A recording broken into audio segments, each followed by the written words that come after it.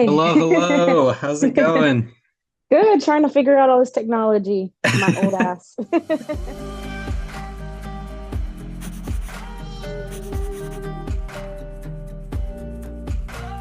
What's up, everybody? Welcome to Lil Talk with Lil Joey. And today we have a special guest in the very first BKFC boxing and MMA fighter, Jenny, the Tennessee Gangster Savage. How are you doing? I'm great. How are you? I am doing good, pretty good. So, first off, you just had a main event on the biggest influencer promotion out there, Misfits against L. Brook. Um, kind of talk to me about how the lead up was and how it was as an experience. Going from BKFC and MMA to influencer stuff. Well, to say that it was a very lucky shot, I think. I've talked to my teams. I've asked them to get together with some kind of, I don't know, how do you say? It was very lucky of me to get this opportunity, to say the least.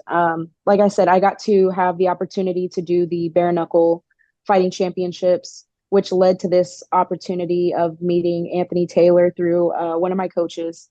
And we decided, since it was a promotion that Creator Fight League was on, or what would you call that?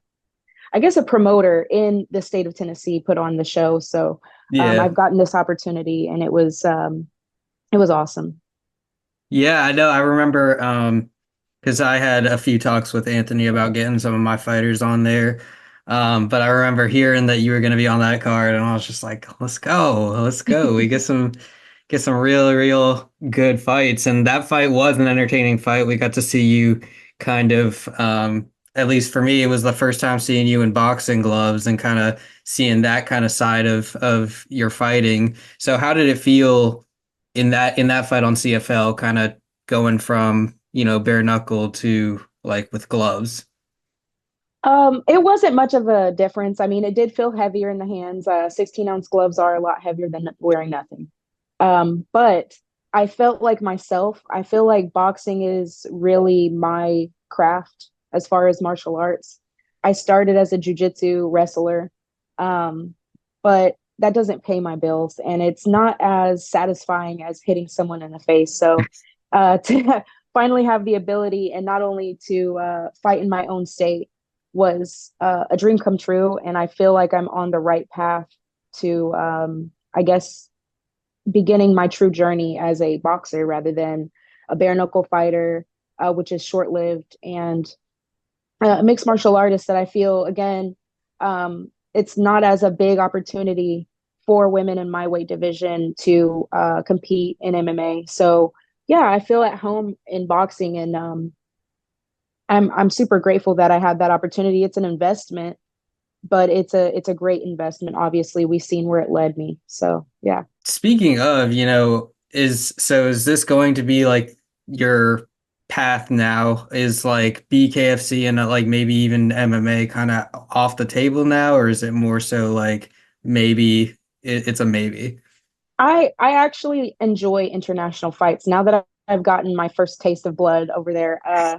I feel like that's where I belong if I'm going to continue with MMA. I'm not completely saying it's off the table, but I feel that there's bigger opportunities on shows like Risen, or some of the, more Asian, or it doesn't even have to be Asian. It could be Eurasian, Europe. It doesn't matter. I feel like that's where the money flow could come from. I think that that's really important to consider as far as like being 31 years old. I'm not too old to fight, but I feel that I need to be more strategic when it comes to getting these fights. So bare knuckle is definitely not off the table. It's actually my goal. I just feel that um, having the losing streak that I've developed, as far as from the world title stage over there to now, having my debut in boxing that didn't go my way. It doesn't really matter how well I performed. If it doesn't go my way, it's less likely that I'm going to have these opportunities. Yeah, because I know I wouldn't say that the losing streak is necessarily the worst thing in the BKFC because they were all very top tier fighters in that, division. So, um, do you see it almost the same way, or do you see it more as like an I need to improve kind of way? I definitely need to improve. I don't feel because I don't sell sex very much and I am not so much an influencer. I focus on my home life a lot. I have certain things that are going in my home life. It's going on that it actually requires a lot of my attention. And so I feel that I start the race a little late. Um, I don't have the OnlyFans. I'm really traditional as far as fighting is concerned. I'd like to consider myself a true martial artist or the closest that I could actually be with my circumstance. And so I feel that it's kind of like my journey to have it the way it is, to show that I am maybe the underdog. I do know that I need to improve. I can't leave these things in the judge's hands anymore. So it's easier said than done to finish every single one because it's sort of like everybody else is after what I'm after. They want to knock me out, and everybody that I fight, they know that it just looks better on their record to finish me. But I think that I have a solid team now. I have a solid community that's behind me. I've put my name out there, so I feel that I have the resources that I need to get back in the BKFC or back into just another big fight on Misfits. I mean, I feel like the sky's the limit for me at this point, and there's really nothing for me to fear. Everything that has happened, or everything that has went wrong, has already went wrong, or could go wrong, went wrong. Sorry, I'm not good at talking. So No, that's all right. And I like that you bring up, like Misfits and BKFC again, because I saw you made like the post about, the possibility of fighting Killer B or even Paige Van Zandt on Misfits. So is it a maybe a possibility to be the next fight to be on Misfits, maybe a Killer B fight, or is there kind of something you're looking towards before that? I feel like I have a plethora of opponents lined up. I think that they're all phenomenal fighters. Um, I would love to fight Killer B. That's more of a personal fight, not because I have a beef with her. I enjoy the way she fights. That's sort of like just a dream matchup of being outside of my own self and saying, that I've actually made it to where I always dreamed of making it. So I think she's definitely one of them next to Paige Van Zandt. I feel like I have a lot of respect for Killer B.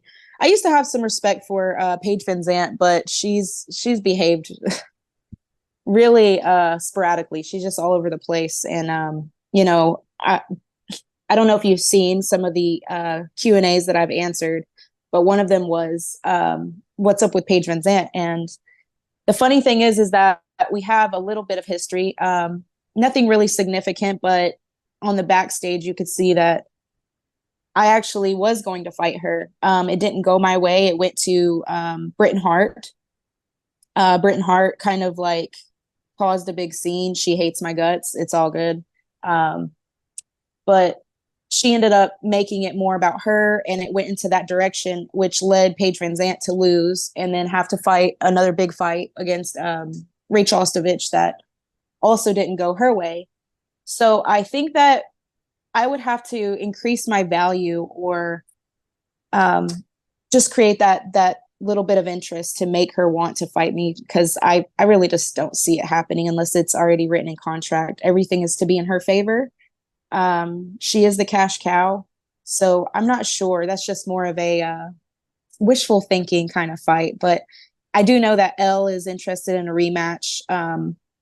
She said she would definitely fight me again. So I think that maybe if she defeats Van Zandt and makes it very clear that she's the better woman, I do believe that that's on the table, especially if the fans call for it. Yeah, this is a question I actually had just watching the entire lead up to your fight with Elle Brooke. Was there any actual like real beef between you guys, or was it really kind of like a fight build up, tensions are high kind of thing? Oh no, it was very actually it was very hard to be mean to her. I didn't um I didn't really have anything against her. I just know that I couldn't continue being kind of, I guess, I was in shock, sort of being where I was. I've never been overseas. I wanted to make the company happy. I do know that, a lot of people were expecting me to be the bad guy, So it was up to me to kind of make that exciting, especially knowing how much respect she started to display for me. She did have a little bit of banter online, which I thought was comical because it's interesting to see people in person not behave the way that they were on Twitter. Yeah. So Yeah. uh, I know that it's also to drum up the fight. So no, there was no real beef. I actually have a lot of respect for her, and I did before the fight. Always took her serious as a real competitor. So that was actually just to drum up everything and get everyone to look our way. Yeah, no, I think it definitely worked. She's developed such a reputation in, the crossover boxing scene as pretty much the top dog, or at least one of the top dogs, and you can definitely see her improvement throughout all her fights. So I think it was really cool to see both somebody who, with Elle, somebody I've been watching since crossover boxing started, and to see you that I've kind of been introduced to through BKFC and then kind of dove into the history of MMA and stuff like that, kind of go head to head because that was not the fight I was expecting for the main event, but it was such a pleasant surprise. Um, and the fight delivered. I think I everyone's got their own opinions, obviously, but I think the fight was a very entertaining fight, and I think even the referee could see how it was a very professionally like technical fight, and that's why I think I liked it a lot. I know the crossover scene is more for let's get knockouts like first, second rounds, but doesn't always happen. Right. But Yeah. yeah, how did you feel, finally being in the ring, being overseas, and finally being, face to face with her in the ring? Oh man, it was for lack of better words, it was incredible. It was a great night. I felt welcome the entire time, and to have the ability to be on such a platform was just it was surreal, honestly. So fighting her, I couldn't stop smiling, and it wasn't that I was hurt or that I was trying to put on a bluff. It was that I was in the moment just thinking, wow, this is incredible. This is fun. So I couldn't get the smile off of my face. And I knew that I would have to knock her out. That wasn't something that I was saying because I'm like, ooh, I hate you, Elle, or I have such bad blood for what you've done. No, I just knew that being in that area, who she is, how she knocked down Paige, and obviously in her situation, it was Paige had to beat her or had to go to that kind of draw. I knew that no matter how well I did, that it was up to me to knock her out and to consider that if you want to knock someone out, you too could get knocked out. So a lot of people don't think about that defense is just as good as offense and very important. Also for the longevity of my career, I felt that I needed to play it a little safe. She was definitely hitting me a lot in the chest to let me know that she wanted me to lower myself so that she can catch me in the head. Mm. So or raise my guard so she can just play that cat and mouse game of knocking me out or dropping me. And I kind of knew better. It's just getting adjusted. I feel that a real boxing match would suffice for the next time that we fight. I hope that it's about 8 rounds, maybe 10 rounds. Because 2 minutes for 5 rounds is just not enough for me. I didn't like it in the BKFC. And I just feel like that is appropriate for a championship fight, but it's not up to me. It's whatever is given to me until I can raise that value to make them want to call for some kind of fight that has kind of based on what I would want. So I don't really have the say in how these fights go. I just say yes or no and keep it moving. Yeah. Well, I think, with that being said, I think even for Elle to be kind of wanting to do that, I think it would benefit her in terms of there hasn't really been a women's fight in the crossover boxing scene that has gone more than 5 rounds.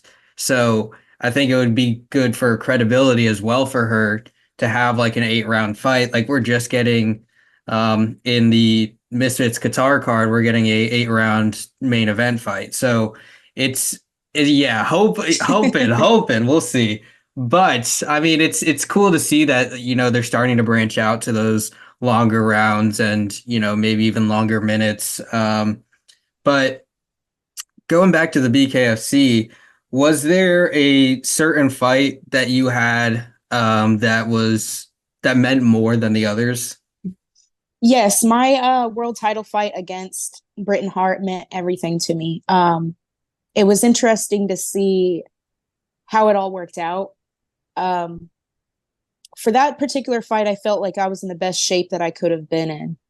However, I didn't have the most solid people in my corner. I trusted a lot of people. I've cross trained with certain people, and it all felt like it was sabotaged in some way. So I didn't have my actual coach, and I didn't have the people that I trained with over in those camps in my corner. I just had my boyfriend, whom I was separated for that whole entire camp. So the instruction part wasn't really there. I didn't have trust. And so while I had a lot of fun fighting one of my biggest rivals in this game, I felt like I was underprepared and that it could have went my way. But I know I lost that fight. I just know I did. I didn't do enough to, you know, overdo the. I guess I got dropped. I didn't really get dropped, but that's what they called it. So it Yeah. kind of was against me. I just lost balance, and I mean, they love to replay that over and over again as if it was something significant. But like I said, I mean, when you don't really promote yourself, when you don't have all of the right people in your corner, when it just creates a storm of just an inability to get that victory. So it's just thinking about it, I'm getting a little frustrated. But it's something that I've always wanted to overcome. I felt that I would have overcame in this fight, but again, I played it too safe. It just comes with it whenever you feel that you don't have a lot of people backing you up, or you just need that confidence. Sometimes it Yeah. does come in handy. Yeah. I think me personally, I think it's interesting seeing your BKFC career so far, just as you've had so many storylines in terms of multiple fights with, Britain Hart, and then you had, your MMA history with Taylor Starling, which translated up into that. So, um, do you feel some sort of I guess for lack of a better term, credit that there's been, I guess more storyline to some of your fights than other fighters. Yes, I feel also that it's been sort of diluted. I think that my story has had a trouble of getting out there and being written by myself. I feel that a lot of people have tried to take the pen to my story and tried to create their own narrative. And it's something that happens when controversy is king. Also, sex sells, and it just turns into something that is not necessarily the actual truth. So it has felt that a lot of people have tried to sabotage again my career. I mean, I feel that the last fight that I had in the BKFC was sort of sabotaged, and I broke my hand in the third round. I didn't really get much medical help. There was a heavy pressure for Taylor to win because her last performance over there wasn't so good. She got destroyed by Misfit, Christine Faria. And so there was a major pressure for her, being that she already lost to me. The last time she was there, she had to be sacrificed, I guess you can say. It was kind of her fault. She took that fight. But yeah, it wasn't looking too good for me, even though I had the amazing Jackson Wink team in my corner. And I mean, I had all the resources. It's just, we know that, again, you can't leave these things in the hands of the judges. And there's just something that I would like to redeem. I hope that I get a rematch there. And if I can't get a rematch there, hopefully she gets that fight with Elle. She definitely will lose, and I'll get my trilogy. So either way, we're gonna get it. That's just, I would love to see that, honestly. I've watched both fights, and the MMA fights, all the way through, and it's just an entertaining storyline that I don't think a lot of people give credit to. Um, but going back to, what you said, have you felt like a pressure with a lot of these different fighters doing OnlyFans that you had to kind of fit into that box, or did you feel that you wanted to always stay in your own lane? I've always wanted to stay in my own lane. I actually was a video vixen. I've done modeling for a few hip hop artists. I've been able to go as far as meet Yellow Wolf, DJ Paul. Uh, it just didn't really satisfy myself. As soon as the pandemic hit, my son's father, he committed suicide. And it was very hard for me to want to be sexy. I was very sad. And I'm not the type that can be traumatically affected and automatically go into that fight or flight mode of, well, maybe I need to sell my body. I actually did the opposite. I buried myself. It was hard for me to get out of bed every day. It was something that devastated me so bad that it almost killed me.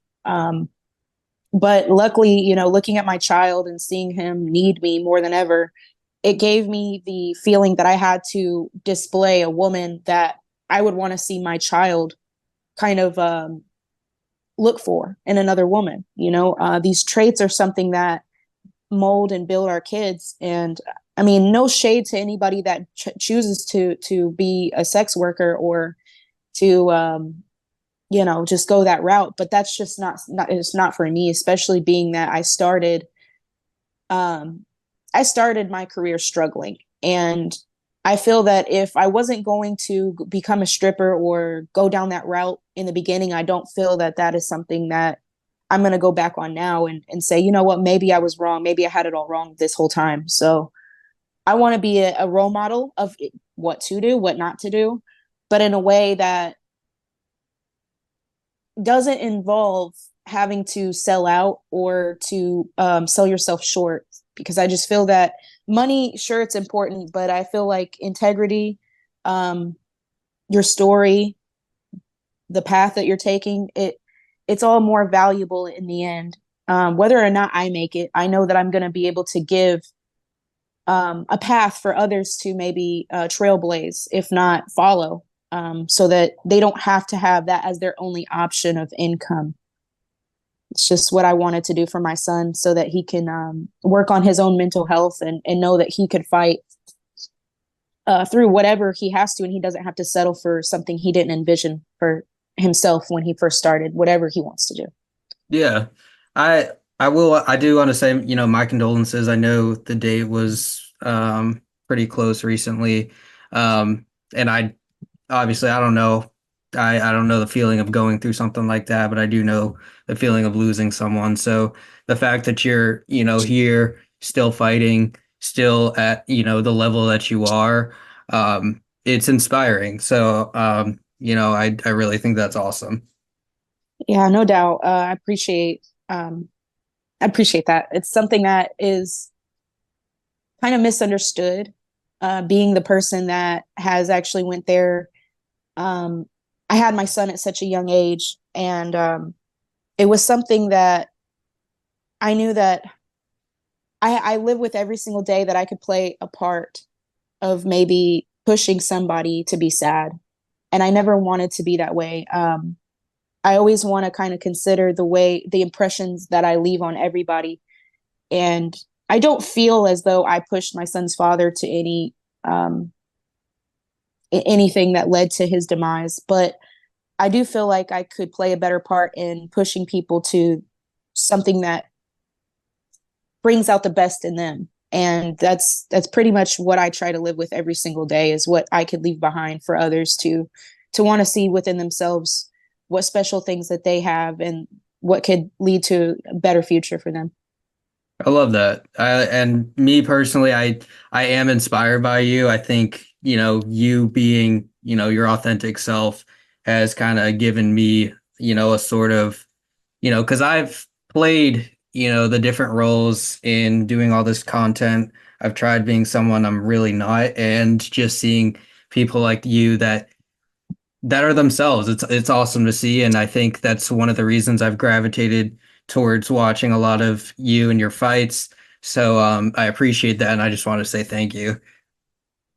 Thank you. I mean, it's people like you that give us the platform to be able to tell our story because a lot of others, uh, a lot of people can distort your story or what you've tried to kind of what message you've tried to put across all because they're a bigger fan of another fighter that it just kind of makes them look bad. And that's not my goal. My goal is to not say, hey, I follow Christ or I'm a juggalo or whatever it is that I decide to say. I don't say that in spite of other people. I say that just because I do actually want to put that authenticity out there and kind of encourage others to pull that out of them because when you're yourself, you're your most beautiful form. So that's pretty much why I try to put my little bit of or my little mark on things.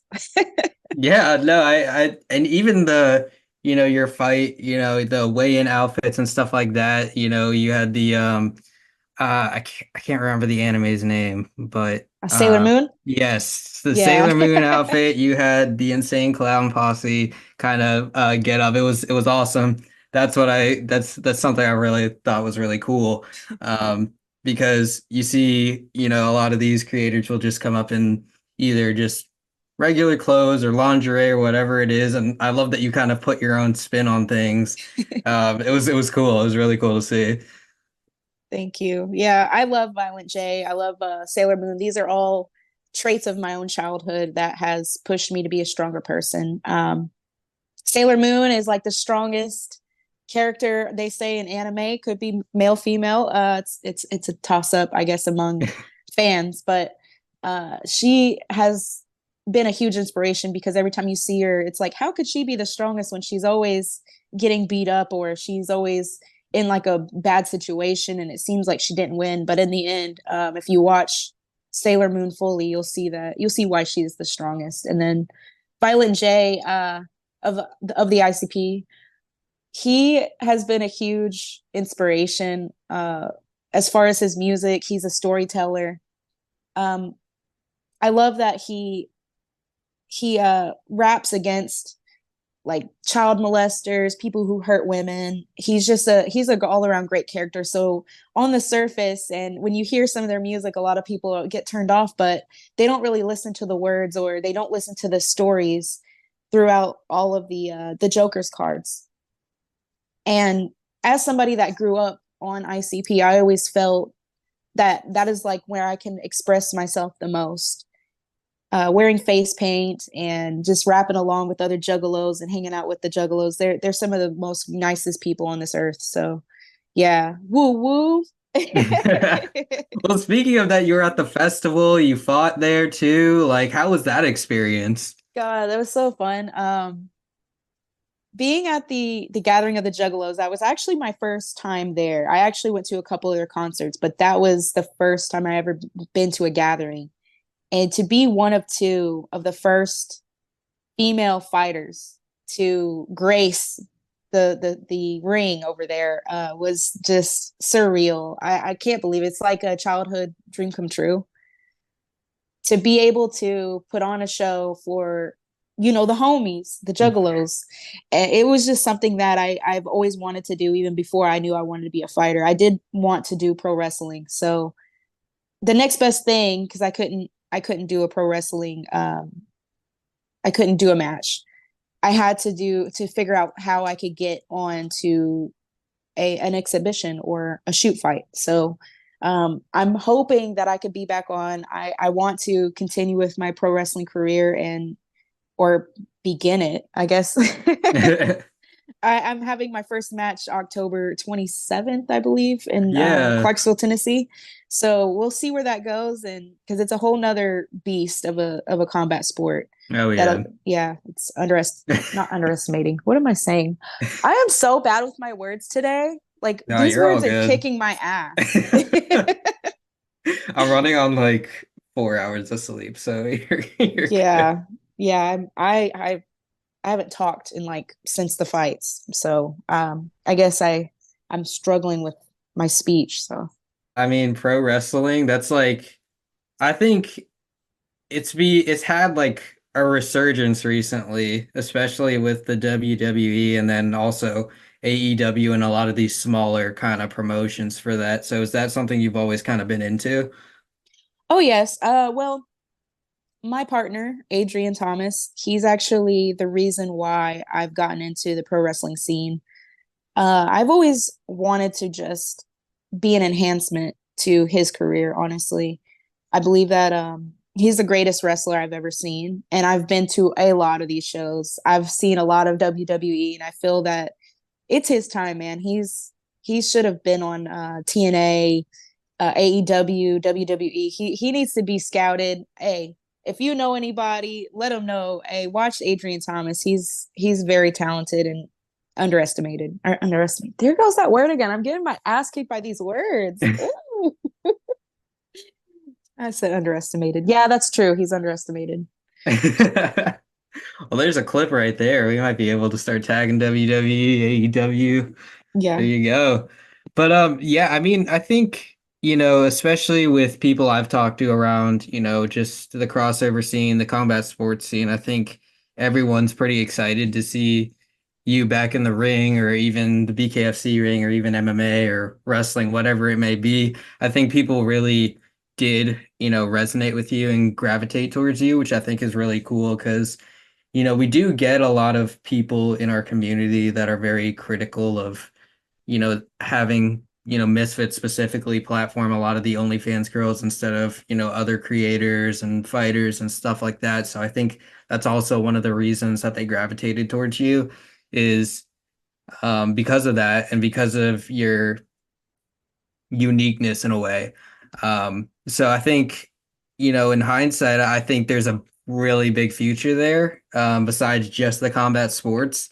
Um, but yeah, I did want to say that because it's very rare that we have people like yourself that are so relatable in a way. Yeah. It's something that I can't help but to be. I noticed that there's a route that a lot of people are taking, and I too. I mean, eventually I'm gonna have to get into building my persona a little differently. I know, especially with pro wrestling, there's gonna be some aspect of, and not so much acting, but because this stuff is real, as scripted as it may seem, wrestling is very dangerous. So there's a lot of things I can adopt, but yes, I try to keep it as authentic as I possibly can. I think that there needs to be a place for people to go where they don't feel like it's all about just entertainment, even though that is definitely a big goal of mine, is to keep people entertained. I do want to have that aspect of relatability, and that's really important to me because we all need a place that we feel like we could be ourselves. And that's honestly why I'm a juggalo. I feel like, there's never been a better place for me to actually be able to let my hair down and to be like, you know what? Fuck the positivity sometimes. Sometimes we want to be able to embrace the darkness and be able to know that we don't always have to be superficial or just try to be something that we're not. And even if it's something that we just kind of look to, as long as we have that element of just being down to earth and being relatable, I feel like we could find the people that actually can enhance our happiness and allow ourselves to want to, I don't know, just be able to find people that are like minded and Yeah, not be yeah. so ashamed to be cringe or whatever the kids call it these days. They call everything cringe. You're cringe, Everything's cringe. motherfucker.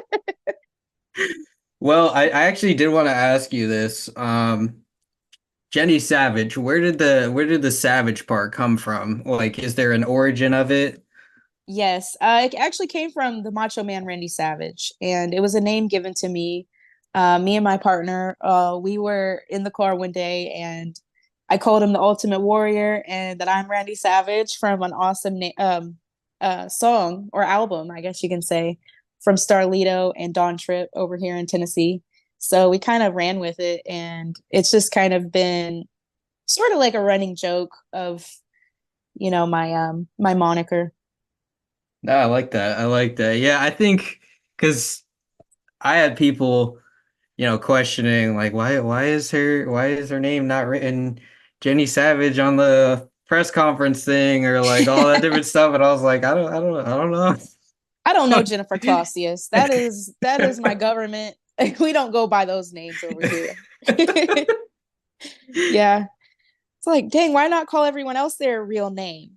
Why just me? I guess it's because it's a complicated name. So it's sort of like they want to get it right. But no, I really don't go by my last name. It'd be awesome whenever I could change that thing. Oh yeah. Um, well, I don't want to keep you forever, but I did want to do the signature little talk last question. If you have a message for your haters, your fans, or maybe a possible next opponent, what is your message? Hey, the only message that I really have is I hope you guys enjoy the fights, win, lose, draw. Um, you guys just stay on your feet. If I suck, then that when that day comes, I guess it's my time. So just enjoy the fights, and yeah, that's really all I gotta say. Appreciate it. Honestly, this has been such a fun interview, and I think it's been like an awesome kind of like deep dive. I've gotten to know more things about you, and I can check off one of my dream interviews to have. I appreciate it so much. It's no one else I'd rather be interviewed by, honestly. I love people who are excited about the sport, who actually understand where we come from and tell our side of the story. A lot of people like to edit and make things seem like it's not exactly what it is. I mean, I've had so many interviewers that have scared me from doing these podcasts, um, to kind of impress the next person. I've had people interview me just to get to, say Taylor or I don't know, any of the beautiful girls that are, I guess, on the roster. So it means a lot to me to know that you're actually a real interviewer that actually understands where we come from. And it doesn't matter if you get to interview those girls. I know what your intentions are because of the way that you've supported me from beginning to now. And it's just like I could see the genuinity in it. That's what matters to me, honestly, is just seeing that you're real and you're not one of these weirdo interviewers. You're actually pretty dope, and I love your content. So I it's just appreciate it. awesome. Thank you. That means a Yeah. lot, seriously. Yeah. Well, thank you for having me, and it means a lot. Yeah, of course. Obviously, guys, don't forget to go check out the podcast on Spotify. It's going to be on there very, very soon. Don't forget, I'm going to leave all the links to Jenny's social media so you can go check her out, go follow her, and I will see you guys in the next video. Peace. Peace.